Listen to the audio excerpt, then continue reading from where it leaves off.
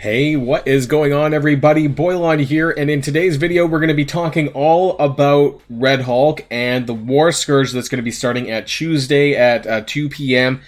What we're going to be doing in this video is we're going to be taking a look at, through the lens of my baby account actually, each of the lanes from nodes 1 through 10 in terms of what characters that I personally recommend. Now, I've had a previous video on this, but I want to show you in the roster kind of which characters I personally recommend, why, and then we're going to talk about the Scourges, and I've made a spreadsheet. You guys may have seen this before in other Scourges, where I've outlined all the points for each of the Scourges and my personal difficulty recommendation that you should start with when the event goes live.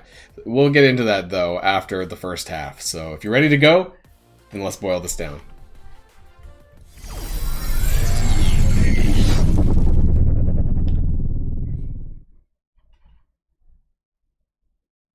And starting off with nodes 1 and 2 for the War Scourge is the bio traits. Now, this is pretty important, but there's a lot of good characters. Ignore this swarm that needs a red star promotion.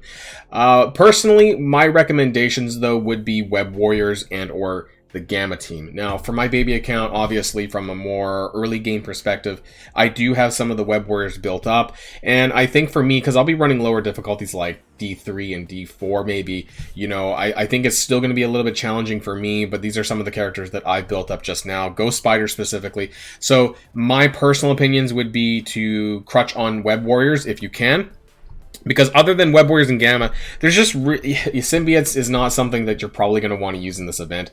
And basically, some of the best characters are going to be either Web Warriors or Gamma. And what will be interesting, actually, is for those of you who are able to do the 500k and the points, would be to use Red Hulk in his own event. Now, a lot of people did that with Rogue in Rogue's event because there was a mutant lane. And then with villains and Mystic, I believe, as well, in the Pestilence event for Morgan Le Fay. So it's very popular and common for people to use that same character to build them up after you unlock them at 500k, and then use them in the Scourge to get better points. So first off, I would recommend Web Warriors because you're not going to get a lot of value out of them elsewhere in the Scourge, so this is where you're going to want to use them primarily. Maybe use a burner if it's particularly difficult, then bring the Web Warriors back in. There are some Young Avengers characters in here, like Squirrel Girl and Miss Marvel, but you know, and Miles as well, I guess, is also Young Avengers too. I don't know if I'll be using my Young Avengers in nodes 3 and 4 because they are Avengers, but I don't know if I will be using them personally with this roster. I think I might actually be using Bionic Avengers instead. So I might be able to squeeze out, because by looking at my own roster, you can see that, well, it's not super great, but we'll find out there. So Web Warriors, Gamma, my two personal recommendations for nodes 1 and 2. So let's move on to nodes 3 and 4. All right, and so nodes 3 and 4 is Avengers, and obviously there is a full slate of various characters, especially newer teams that are available in this. Most notably Bionic Avengers, which is the newest one. We have Young Avengers, like I spoke about, and Secret Avengers as well. However, there is a skill section, so I would personally recommend not using Secret Avengers if you can help it in these nodes. I would personally probably recommend Bionic Avengers if you have all the characters available to start. And the reason for that is they don't really double in any other lane. They're tech characters, so the lanes 6 and 7, nodes 6 and 7, and 8 and 9 are not going to use Bionic Avengers characters. So if you want to utilize a team that you're not going to use later on, Bionic Avengers would be it. Secondly, I would probably use Young Avengers for the exact same reason that you're not going to use them again afterwards. There are, I mean, Echo's skill, but you're not really going to do that. I would try to save the Secret Avengers and Kestrel and Shang-Chi, though, for the skill section, which we'll talk about. Other than that, though, there's not a lot of great other choices. You don't want to use any of these crappy old characters. Wave 1, you don't want to use any of that because you're probably going to need to use them for a burner, possibly, if you need to, in nodes 5, which we're going to talk about at the end, because, well, you know, there's specific teams that are required. So my personal opinions here, use Bionic Avengers, use Young Avengers. If you don't have any of those, well, good luck, Commander. Now, coming in, nodes 6 and 7, yes, we skipped a little bit. We're going to come back to 5 and 10. Not Swarm again. Yeah, he's showing up again. Anyways, Morgan Le Fay, obviously being a villain character, but the problem with villains more broadly, and especially for newer accounts, is that it's a hodgepodge swath of random characters for the most part. We don't have a lot of like full villain teams. Interestingly, now the Underworld team comes out, so I don't know if like in the future, if Mr. Negative has a positive, new player friendly release, that maybe that this might be a consideration for, say, War Round 2. I don't know, but yeah, Underworld is a full villains team, so that could be a possibility there. But as far as other characters go, what you see is actually what I'm going to be using. Not what I would recommend you guys up at the top to use, but what my baby account's going to be running. So I'm going to be using Morgan Le Fay, I'm going to be using Killmonger and Electro and fucking Ravager, Boomer, and Stitcher, probably, because that's really the best that I have. That being said, more broadly, though, you have characters like Baron Zemo, who I don't have built up yet. You have, of course, characters that I don't have unlocked. You have Weapon X characters. You have Silver Samurai and Lady Deathstrike still that you can use. The ones that I don't have unlocked is the most important ones. You have Evil Strange, which will synergize with Morgan Le Fay. Even characters like Emma Frost might give you some value as well. And, of course, the ones I definitely don't have unlocked, which is the ones at the bottom, right? Dormammu, Doctor Doom, super important, maybe even Doc Ock, Omega Red, and so on. And so maybe Morbius, right? These are the characters that you would have used in Pestilence's Morgan Le Fay event because they had a villain. And Abomination, if you've actually unlocked him already as well, he actually has a good standalone kit with debuffs that I think could be really important as well. And since you need to build him for Apocalypse anyways, that could be a good shout out as well. So there's some decent characters, but unfortunately a lot of them are not new player friendly. And that's the most unfortunate thing. So I think going forward, into the future, I'm going to have to start thinking about, well, what are we going to be doing for villains, both for Morgan Le Fay and for Red Hulk, that both have villains lanes. Not very friendly for new players, so watch out. Okay, let's go to nodes 8 and 9. And here we are with nodes 8 and 9. It's very rigid, frankly, with skill. There's not a lot of flexibility. You basically have Secret Avengers with Shang-Chi and Kestrel. That's your Doom Raid skill team at this stage. You could do a burner somewhere in here if you need to. There's characters like, well, I was going to say Valkyrie, but you're going to need her when we talk about Hero Asgardians. Killmonger is skill, but I'm going to be using him in villains. So really that just leaves out some random hodgepodge characters. You have Nick Fury, you have Baron Zemo, you have Kingpin and Taskmaster. Maybe, and beyond that, Echo's going to be used probably for Young Avengers. You have Moondragon, I suppose, as a healer if you need a backup healer if somebody dies in the Secret Avengers. And then you have Gamora as well, actually. So you have Gamora and Moondragon as skill. You could use them together if you need to. But for me personally, really, it just comes down to Secret Avengers and Kestrel and Shang-Chi, which I think a lot of people are going to crutch on because that's the primary Doom Raid team. Not much to talk about here, actually. We'll see how the actual event unfolds, if some characters are better than others, but I personally see this being the best team, and you're probably just going to, if you need to, you use some burner characters for the start of the wave and then bring them back in again. That's what I see personally. So let's finally go back to and end this segment anyways with Hero Asgardians, because I think really at the end of the day, this is what a lot of people are going to use. It doesn't really matter. We've looked at the nodes in the previous video. If you haven't checked out that video, I do recommend it. At the end of the day, I think almost everyone is going to build Hero Asgardians. And why is that? Because really, are you going to want to build minion characters? And that's what a lot of people talk about. And I think the answer is no. And it sounds like this event is probably going to be a bit tough on both nodes 5 and 10 because there's a lot of heal block. And I think at the end of the day, though, is if I'm having troubles or you're having troubles, then a lot of other people are going to have troubles as well. So that'll reflect on the score. That'll reflect on, I guess, the rankings as well, as far as how well people do. This will probably be one of the most challenging Scourges as far as nodes 5 and 10 goes, because I think that a lot of the other ones had better teams, for the most part, and Bionic Avengers for Death, it sounds a lot better than this. I don't like Hero Asgardians, but I think this is just the cards that we're dealt. And if you watch my other video, I did recommend using Heimdall. You can use Star-Lord T'Challa for like nodes 10. I think that he might have some value. But for me, as a baby account, I don't have Star-Lord T'Challa, and there's not much I can do about that. So for newer players, really Hero Asgardians are your best bet. And I think at the end of the day, we'll find that a lot of people are going to use them as well. So that's that. All right, and just a very quick recap that I want to give you guys and share this infographic with you, which is done in collaboration with Captain King. So he's the one who does infographics designed by Captain King. He's the one who does this Horseman Scourge events infographic for me, which he's been doing on a patchly or monthly basis or thereabouts. The last one I did was, I think, middle of patch 6.2. And I just want to share this with you guys because not only, of course, this video is about War and Red Hulk, but we also have the upcoming Famine and Rogue event, which I will be covering specifically with this infographic in a little while closer to the time. But this recaps all the characters that I talked about so far, especially from nodes 5 and 10, which is all listed at the top. If you guys may have seen an iteration of this before, we have added to this, of course, now that we know the nodes. Bios with Gamma and Web Warriors, Avenger section with Bionic Avengers and Young Avengers. Secret Avengers are down here with Skill, Shang-Chi and Kestrel, and then villains here. These all basically represent the top characters that you can use for any given Scourge, and these are all the ones, in my opinion, for War. Now, for the Nodes 5 and 10 section, you may notice that there is no photos for the Ravagers in Wave 1.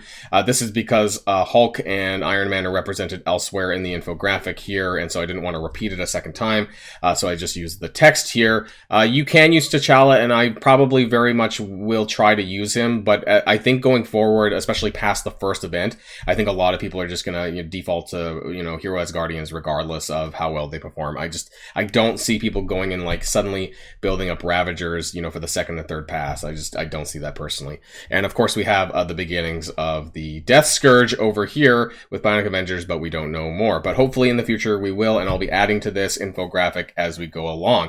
So if you want to share this with your alliance or any of your Discord pals, this will be made available in the description below, also in my Discord channel in Boilon's resources. And actually, as a very quick addendum to the video, you can tell because I have my glasses off. It's not because I'm pissed off this time. But anyways, we have the milestone here for the War Scourge. And it's pretty much the same, as the other events. They have bio gear instead of mutant or Mystic, and they have the Red Hulk shards here. So again, if you want to guarantee that unlock, you need to get 425k, which will give you enough raw shards. I think it's 60. Yeah, 60. Plus the payout at the lowest rank that will give you 100 shards. Now, if you want to get the 100 shards, of course, you need to hit 500k here as well. And there's some other stuff in here, which you can see in game. Now, as far as the ranking goes, I don't really need to talk much about this, but I think it's very important just to let people know that, of course, there are these first-time shards. This only happens on the first event. So, doing as best as you can is nice. You're only going to get these, though, if you're in the top 14 to 16%. If you're not higher than this, you're not going to benefit from any of these extra shards, the bonus shards. Where you do want to get to, for me, I'm hoping that I can get at least a 5-star, and for me that's 310 shards as well, and so that's 100 from the milestone plus 210 extra, which is basically about top 6%. Top 6% will guarantee that 5-star because you're getting that 100 plus 150 is 250 plus 60 here is 310. All right, let's now talk about the Scourges. Okay, so I've just co-opted this. This is a rendition of what you might have seen from my Famine event. And this is the listing of all the Scourges for the War event listed, I was going to say alphabetically, pointabetically, from lowest to highest. And my difficulty ranking on whether or not I think they're worth using or not. And I do want to zoom in a little bit. I just want to make sure that people can see it here. So I have it ranked as green, or whatever that is, for easy, medium, and hard. You can see the shades behind you here. I have this just in case we find out that, later on that some of the Scourges are actually broken. This is what I call the War Scourge tier list. So we have Experimental Serum. Enemies gain 10% max health. Personally, I don't think this is worth the points. For 1 point, I don't think it's worth it. Dark Resolve 3, on ally death, gain offense up. I think this is easy to avoid because you don't want your characters to die. It's that simple, right? You don't want them to die. Experimental Serum 3, enemies gain 30% max health for 5 points. I still don't think the points are worth it. For 5, you can see there's another one further down where you get 40% for 20 or something.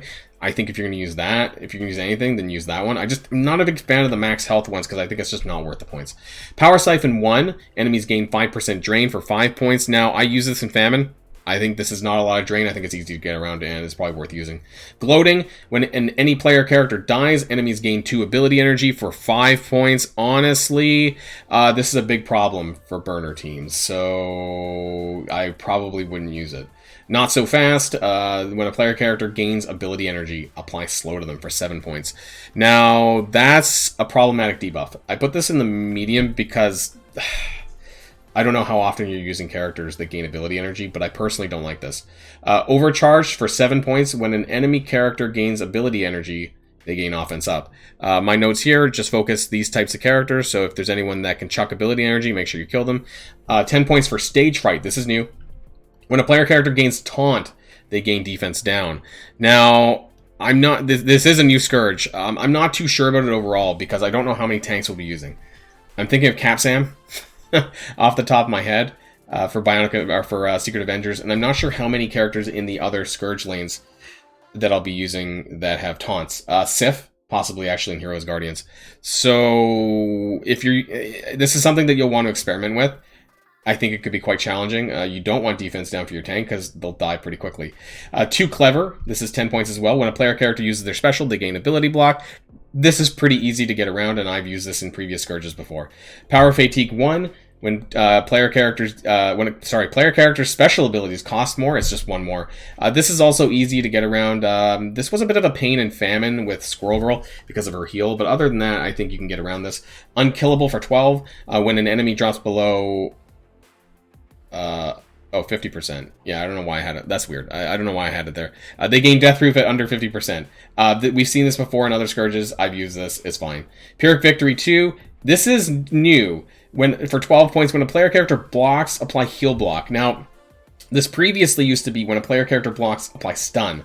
So this is a lesser version of that. And while heal block sucks, I think that it's probably not that bad. Although I am thinking again for Heroes, Guardians, and Sif, blocking, how many heal blocks are being chucked out, but you could probably circumvent this with Heimdall a little bit, so I'm thinking that might still be okay.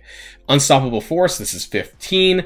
On an enemy strike, this is new. On an enemy striker's turn, they gain 5% barrier and flip offense down. I don't know how bad this is. I don't know how many enemy strikers there are. 5% barrier doesn't sound that bad. Flipping offense down could be a pain, I guess, if you're applying it, trying not to. This will be requiring some micromanagement, I think, on knowing the ISOs of the enemies. But for 15 points, I think this might be worth using. Blinded by Power. For 15, when a player character uses their ultimate, they gain blind. Personally, I don't like this one. I don't think I used this in Famine. This was a bit of a pain in the ass. Strong Opener on spawn for 15 points. Enemies gain immunity. I did not use this one in Famine either. This is very hard when you're using characters that debuff. Any debuff heavy teams, this is a challenge, so I would be careful about this one personally. Weakened for 15 points. Player character's healing is reduced by 20%. Now, I did use this. I didn't notice this much when I ran this on Famine. I don't remember if this was on Pestilence as well, but I didn't find this to be a huge deal. Dark Rally for 17. When a player character uses their ultimate, all enemies gain ability energy. I personally don't like this one, but it's not the worst one. You could probably still use it. It's a bit more of what I would call an advanced Scourge for those more experienced. Power Fatigue 2. Player characters' ultimates abilities cost more energy. Same as the special one. I think this is quite usable. You can just be careful of when you need to use this and so on. Also, make sure, if you're using any of these other ones, like Dark Rally or Blinded by Power, which relate to using your ultimate, be careful about that one. Bleeder 2, when a player character takes damage, they gain minor bleed. Now, we had this previously where you gain bleed, but now it's minor bleed. I don't know what this means in terms of overall damage. I'm going to have to try this out and basically see how much more damage am I taking. It was a bit of a pain in the ass with Bleeder, but maybe with Minor Bleed, not so much. I don't know. I'll have to test that one. So it gets a medium for me. Flight or Fight. This is a new one as well. For 20 points, when an enemy character's health drops below 40%, apply speed up to them. I don't like this personally because I don't like enemies getting speed advantages. So that's a bit of a problem. It's currently in the medium. It could be a hard difficulty one. You'll have to test it yourself. Off Balance. When a player character gains offense up or defense up, apply heal block to them. Now, buffs are very critical. Buffs happen a lot. So this is going to happen more frequently than, say, the blocking one for heal block. So I don't like this. This is worse than Pyrrhic Victory. I would personally maybe choose one of the two, not both. because you don't want a constant heal block all the time. So either choose Off Balance or Pyrrhic Victory 2. I would not personally use both, in my opinion. Experimental Serum 4. This is for 20 points. This is what I was talking about. Enemies gain 40% max health. I personally hate HP Scourges. However, you know, the 30% up here for 5 points and then 1 point for those, you're getting, if you were to stack these, you get 6 points. You might as well, for the same thing, you might as well just run this one. For 40% max health, you're getting 20. Butterfly effect. This is new. When a fortifier character uses an ultimate ability, spread positive effects on that character to adjacent allied characters. I don't know what this means exactly. I think it's referring fortifier enemies. When they use an ultimate ability, they spread their positive effects to that character to adjacent allied characters. Otherwise, it suggests that it would benefit us as well. And I personally don't think that's the case, because usually these are all negatives. So that's what I'm going with. And I'm not sure how many fortifiers there are, if this is a big deal or not. 23 points for when it rains. When a positive effect is applied to an enemy character, increase the duration of all positive effects on that enemy by +1. Personally, don't think it's a big deal. Just clear the negatives, clear the positives, and then you're good to go. Vile Resurgence 2, 23 points on enemy turn. They gain minor offense up. Previously, this used to be offense up. This might be a little bit less punishing. I did not run the one before where they did gain offense up. This will only be a 25% damage increase, so for the points, it might be worth it if you're overpowering the Scourge a little bit. Rope-a-dope, 30. When an enemy character ends their turn with vulnerable, they gain defense up, deflect, deathproof, and safeguard. This is terrible because this could trigger a lot. We use ISO characters all the time, whether it's skirmishers or raiders, and they're going to get all of that all the time. That's a super advanced Scourge, in my opinion. Energy absorption for 30 on an enemy character's turn. Remove all negative effects and heal % per negative. I think it's, I forget how much it is. I think it's 5, but I'm not 100% sure. I'd have to go check back in the blog. I'll correct that if it's not. Either way, I don't like this one either, because I don't like the debuff clearing, because debuffs are super important to getting through these. And then finally, we have 30 points for Stay Down. On a player character's turn, remove Revive once from that character. This is meant as a fuck you to Dormammu, pretty much, and any other characters that can revive, but mainly Dormammu in the villain section. He's still usable though, so don't worry about that. You can still run this because Dormammu is still very powerful. You just don't get that revive safety net. But for 30 points, I think it's worth it. Overall, that brings us to a grand total Scourge points of 357. This is actually the exact same amount of Scourges as we did for Famine. And so really they just replaced some of them and removed other ones, which is mentioned in the blog post as well. So I hope that all this helps. I'm going to be posting this on my Discord channel as well, in the Boilon's Resources channel. You can find this. And so if you want to take a look at this while you're going through the Scourge and kind of figure out sort of which ones that you want to consider using first of all to gain some additional points and kind of work your way up to some of these harder ones, that'll be available for you there. Otherwise, best of luck, everyone, to their Red Hulk unlock, and hopefully that we can do as best as we can. And hopefully nodes 5 and 10 don't really screw us over, but we'll find out, and there'll be more videos from me during the War Scourge event as well, of course, in the days to come. So that's everything, and until next time, stay safe and healthy, and I'll see you all later. Boilon signing out.